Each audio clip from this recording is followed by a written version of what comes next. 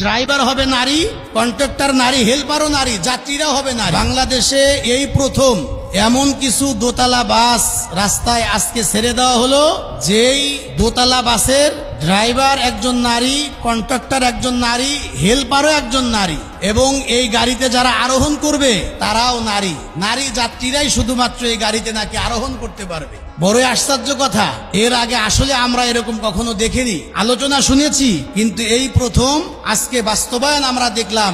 এই যে 10 থেকে 11টা গাড়ি রাস্তায় ছেড়ে দেওয়া হলো, এবং আমরা জানতে পারলাম ঢাকা সহ বিভিন্ন রোডেই এই গাড়িগুলি চলাফেরা করবেন। যারা ড্রাইভার হবে নারী, কন্ট্রাক্টর নারী, হেল্পারও নারী, যাত্রীরাও হবে নারী। তবে এই দৃশ্য দেখার পরে, এই সংবাদ শোনার পরে অনেকের মাঝে কানা ঘোষা যে একজন মহিলার সঙ্গে তো তার স্বামীও থাকতে পারে, তার ভাইও থাকতে পারে, তার সাবালক কোনো সন্তানও থাকতে পারে, ছেলেও থাকতে পারে। নারী যদি এই গাড়িতে ভ্রমণ করে, তাহলে ওই নারীর সাথে থাকা যে পুরুষ, সে কেমনে ভ্রমণ করবে? অনেকের মাঝে এই প্রশ্ন দেখা দিয়েছে।